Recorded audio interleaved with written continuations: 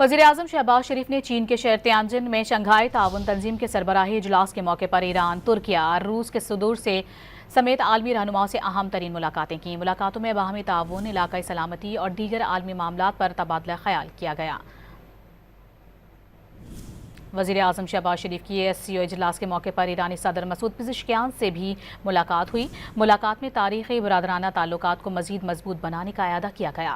नायब वज़ीर-ए-आज़म इसहाक डार, field marshal Syed Asim Munir और वफाकी वज़रा भी मुलाकात में मौजूद थे।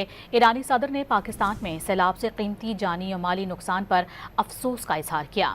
वज़ीर-ए-आज़म शहबाज शरीफ की तियानजिन में तुर्किया के सदर रजब तैयब उर्दवान से भी मुलाकात हुई। सदर उर्दवान ने पाकिस्तान में सैलाब से जानी और माली नुकसानात पर यकजहती का इजहार किया। कहा, मुश्किल की इस घड़ी में पाकिस्तान के शाना बशाना खड़े हैं।